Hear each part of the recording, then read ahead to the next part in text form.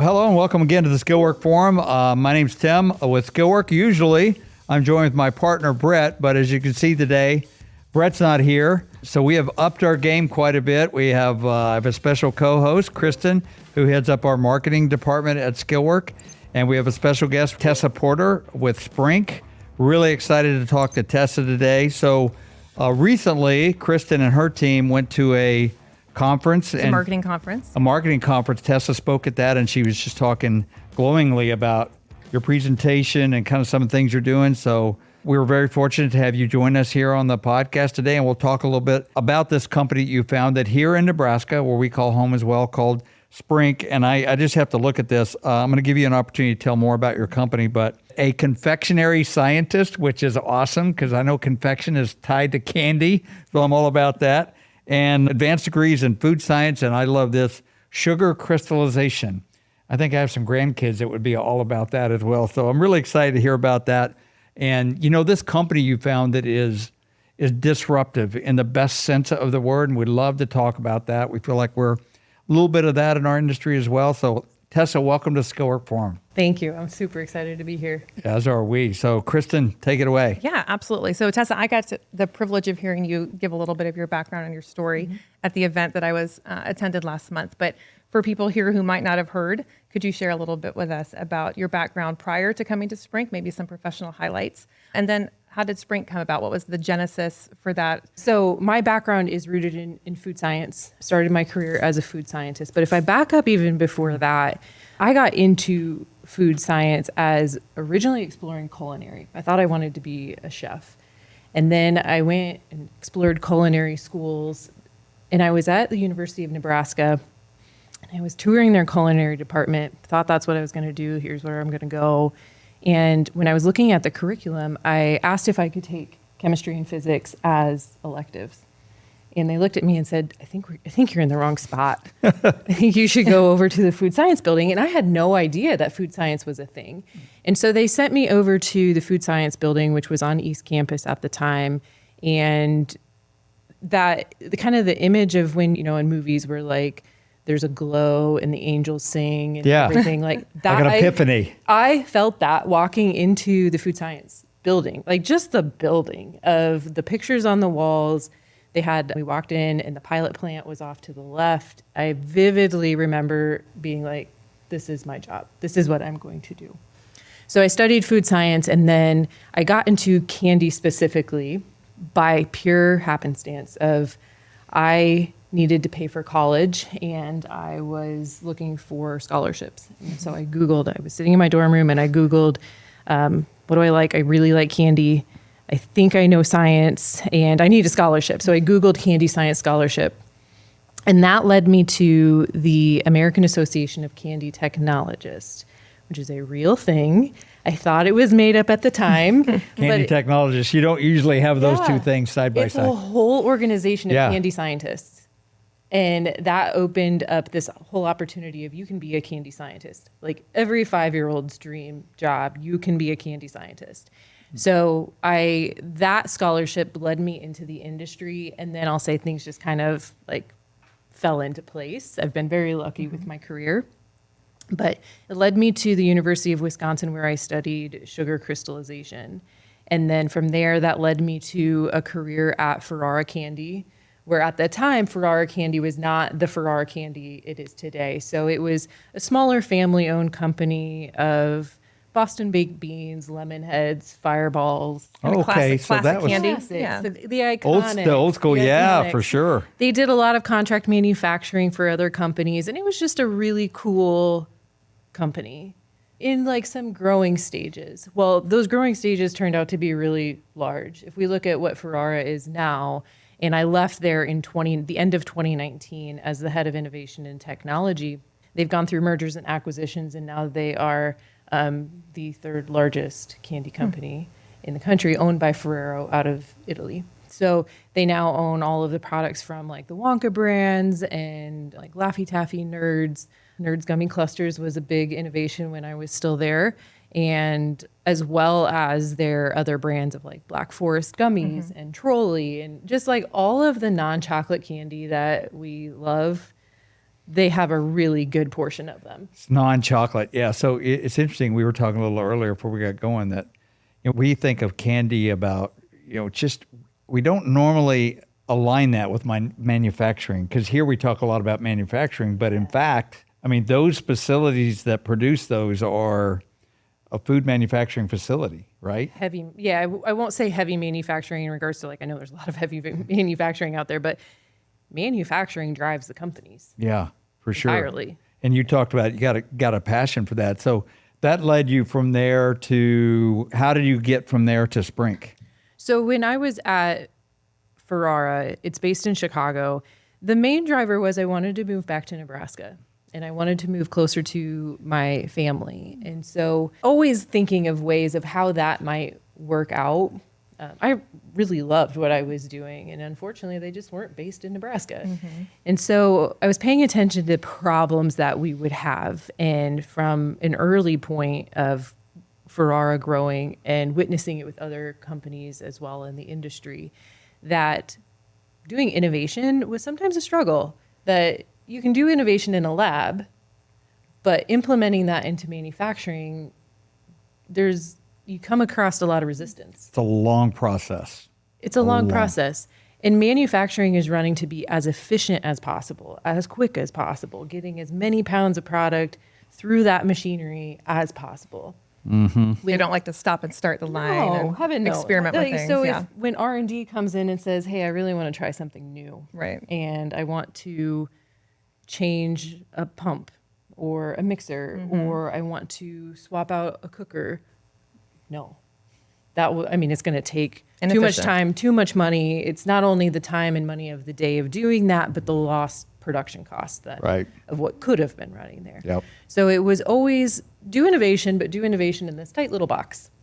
Yep. And we saw a lot of ideas that were really great that would never make it simply because we couldn't make it in manufacturing. Yeah, the idea of taking something from an idea to scale, and then turn that into something you can get ROI on that's, as a business. So when you got the desire and vision to come back to Nebraska, that led to this creation that you guys got introduced to, which is Sprinkk. So if it was a challenge for a company the size that, where I was at, it's a challenge for everyone. Sure. To bring this idea from the lab to manufacturing. So my idea was I love the manufacturing side of it and the scale up side of it, that I will build a flexible manufacturing facility where all of these ideas can at least have a chance of, if you have a really great candy idea and you want to get it into manufacturing, our facility will validate it. We'll do process design. We'll make sure all of our equipment can move around and hook up and do different unique processing.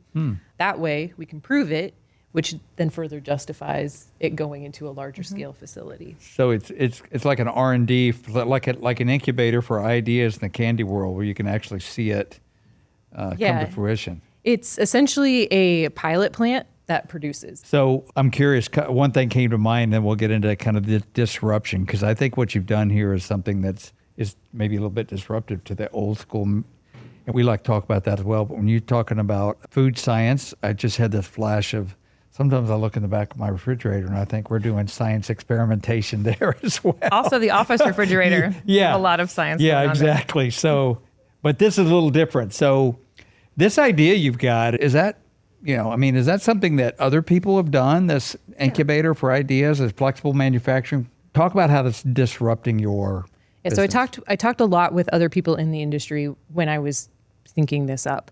And there are other development agencies in the candy industry for R&D, other labs, but there are not small scale flexible manufacturers that tie in with those labs. So the point of differentiation for Sprinkk is that we can do the lab work and we also collaborate with these other labs. It's a very small industry where we know each other very well. But one of their struggles was that once they had the idea developed and they had the formulation developed, where do they take it? So I wasn't going to create another situation around that of I could do a development lab, but then we all still run into the same wall. How do I tear down that wall, for myself and for them. So we now become a resource for, we can manufacture instead of 20,000 pounds at a time, maybe 200 pounds at a time to test out the process, test out the product, and open that up to these other consultants as well.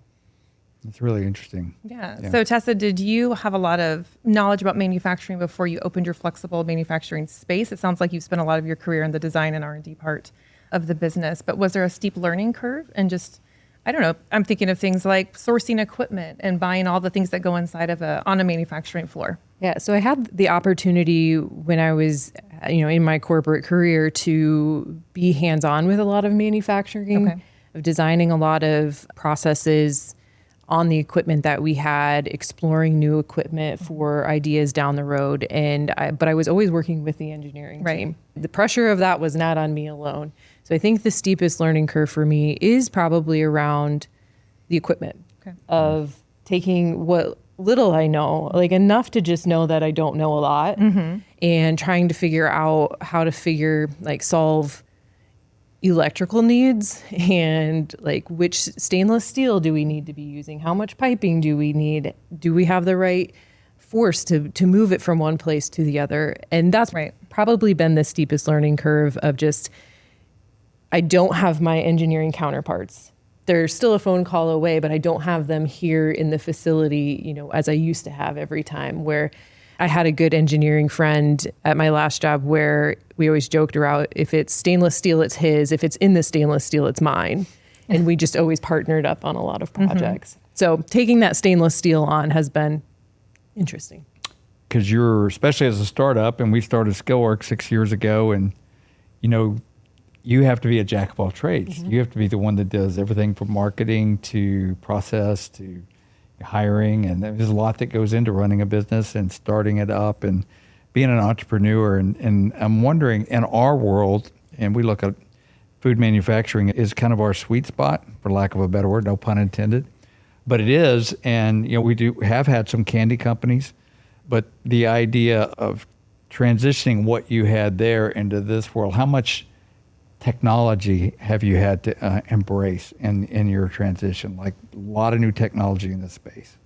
Yeah, so it's been interesting for me to learn more about technology in this space, because candy manufacturing, I would say, often is further behind on manufacturing technology in a lot of ways. It's worked, and so it hasn't needed to be improved all of that much.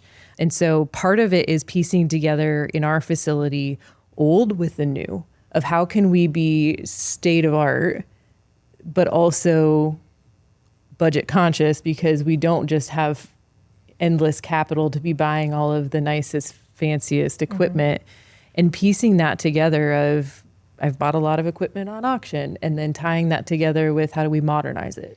Yeah. And, I think too, with advanced technology and AI and virtualization, a lot of manufacturers are, rather than putting up a physical line, it'll be a virtual instantiation. And how does this line up and actually virtually run a product through? Have you seen any of that? I have. That's been really fun to be part of, in a sense. Of some of the equipment for candy manufacturing is produced in the Netherlands and Germany, and it's not convenient to just pop on over there and check it out. And so a few of them have implemented virtual reality tours of their facility, of being able to walk into a factory and see how the equipment is set up, see how it might look in your facility.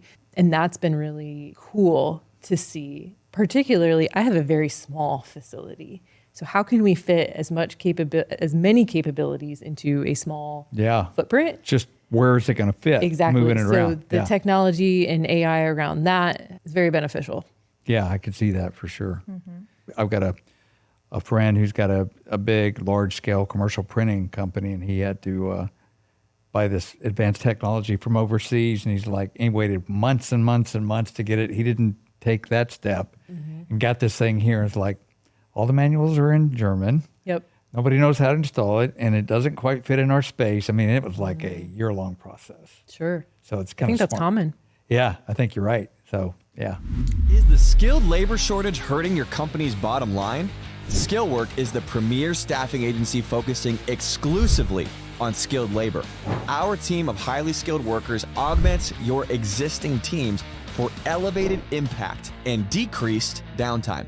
Partnering with hundreds of facilities in more than 30 states, we deploy our traveling industrial technicians to work for you on a contract basis. Our philosophy is simple: to honor God in all we do, bring respect back to the skilled trades, and positively impact those around us. For more information on how Skillwork can deliver the top labor talent you need, visit skillwork.com or call us at 402-447-7058. Call us today to see how Skillwork can work for you. I want to talk a little bit about just innovation and creativity. I think when I think about R&D and creating things in a lab, there's a lot of creativity that happens. What are the things that keep you motivated to find new ideas, or what inspires you? I just love getting nosy and curious about a lot of different things. So I think my foundation of creativity is just a love of learning and like curiosity, learning about different things in different industries. So I think that's what drives a lot of the coolest things in food, and particularly candy, is you can't always go off of what always has been done. It's always thinking about what could be done. And part of what could be done is taking information from learning about different technology and advancements, maybe in medicine or pharmaceuticals, to how can we tie that in with a candy product. One example of that is like the advanced technology of slow release tablets in pharmaceuticals, where they like laser drill holes in the outer layer to like slowly release parts from the inner layer of tablets and capsules. Taking that and like, we could laser candy. If they're lasering pills and tablets, like what can we do with lasers and candy? So we've been exploring lasers and candy lately. I don't know where it's going to go, but Thinking of the old Willy Wonka movie, you know, that's that never ending, I forget the name of the candy that would just... The gobstopper. everlasting gobstopper. That's it. Just last forever and change flavors and all that. Yeah. I'm like, that would be amazing. So this journey you got started on, I mean, you're an entrepreneur. You started a business. You're growing it. And we talked about challenges that. How do you get other people to buy into your dream? Stakeholders that want to get involved, give you a chance, give you some business, get excited about your vision. I like to think that my excitement flows into other people so that if I'm excited enough about it, people are going to jump on board with me.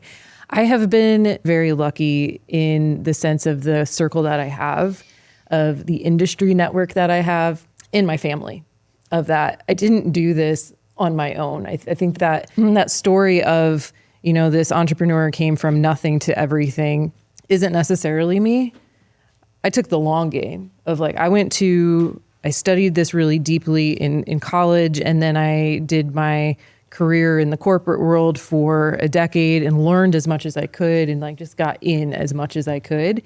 And also saved as much as I could at that point, because it is really nice to have a paycheck. And then in that part of it, of just like saving that up, knowing that I'm going to need it to start this up.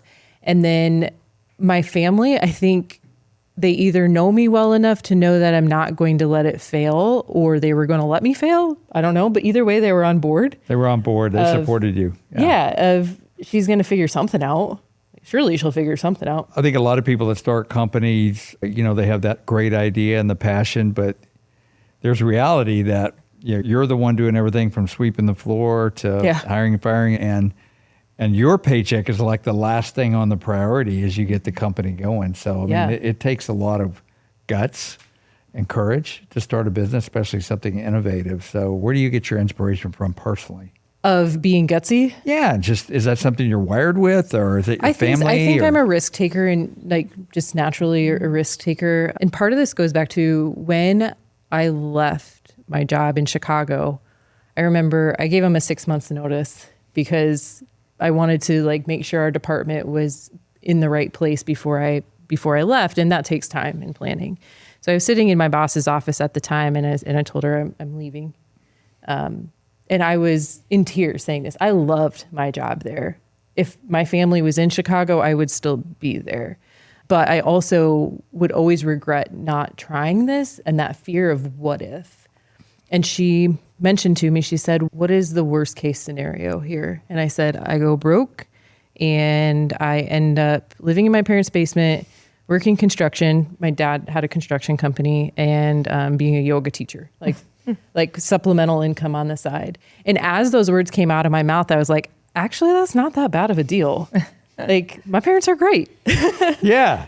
Yeah. So it's good to though verbalize those, and it's good that you have somebody that cared enough about you to ask those questions. So. Yeah, I think that a true mark of an entrepreneur and a leader is to know that failure is a possibility and to not be afraid of it, to kind of look that possibility in the face and have the courage to keep going and be able to adjust as, as situations change. We talk a lot about failing fast in our lab. Part of that we do being too. We say that at our being business. R&D, and you're trying things that haven't been done before. Sure. And so the quickest way to figure something out is to try it and fail and then recorrect. Absolutely. Yeah, I love that. To talk a little bit more about leadership. I know you've had leadership positions before when you were at the Ferreira company and other places, but now being the founder of a company is a little bit different. What would you say is maybe the biggest leadership lesson you've learned as you've started Sprinkk? Or maybe even the most rewarding thing you found about leading your team?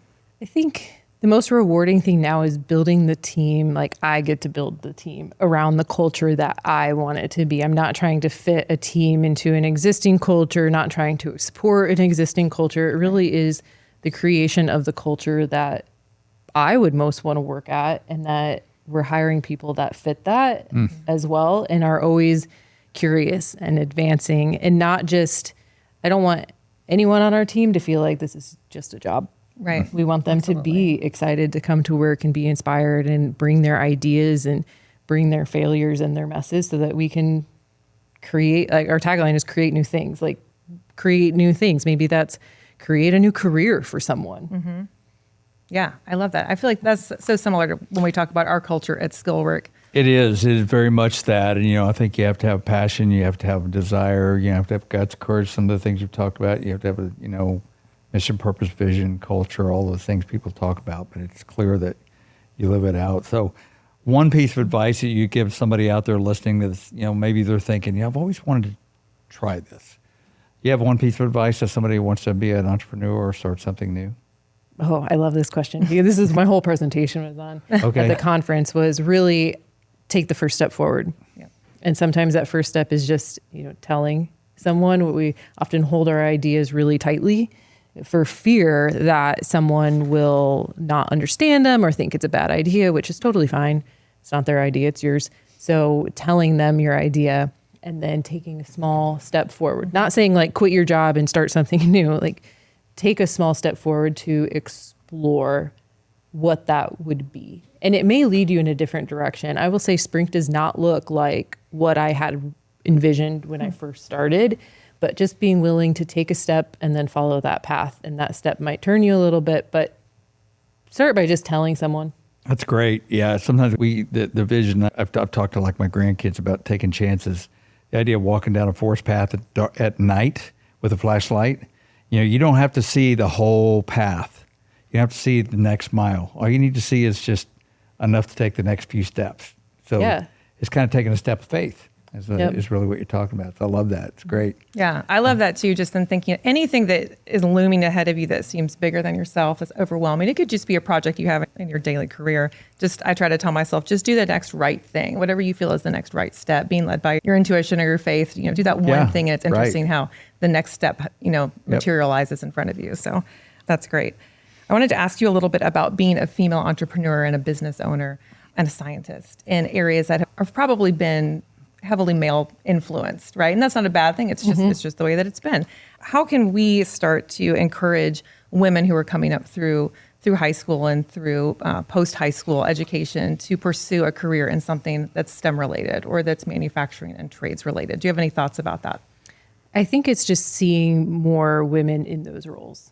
And the women are in those roles. It's not the same number as the male population in those roles, but seeing the women in those roles and seeing how they live their daily life, of that you can be female and an entrepreneur, you can be female and a boss, you can be female and in manufacturing. Like, there's no or in there. It's bringing, you are female and you are in this role. Like, there's no reason that your gender dictates what you can and cannot do in your career. Have you found it fairly easy to integrate into those spaces? Have people been pretty accepting of you, or have you encountered difficulty?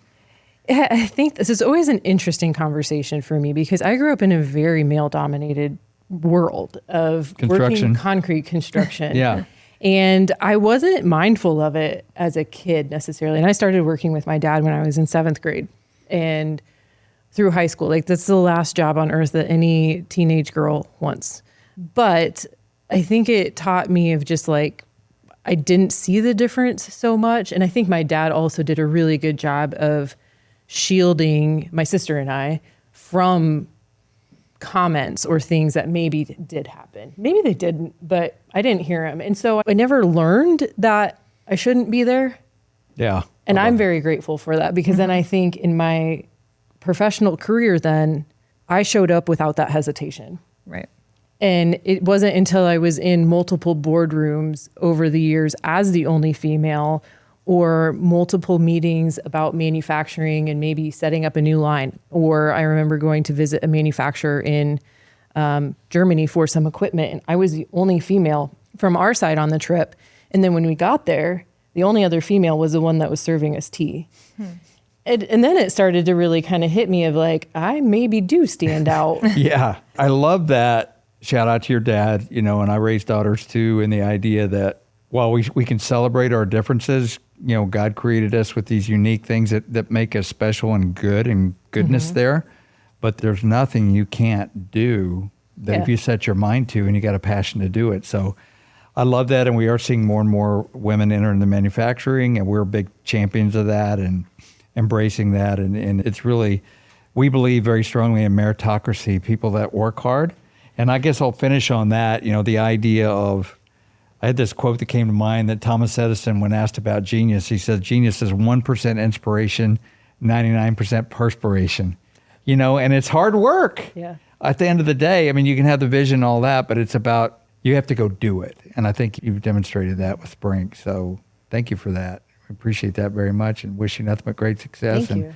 I'm sure you're going to bring candy with you next time we do. I will. Okay. Sorry about that. We didn't even ask Tessa, what is your favorite candy?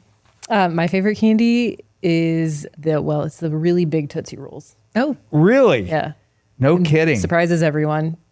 It's classic. It kind of, it bridges the gap between chocolate and non-chocolate That's true. in like a very unique way. So I got to ask now, you open that you have can to tell of- us as well. So think about Well, it. so when you said Ferraro, right? Ferraro.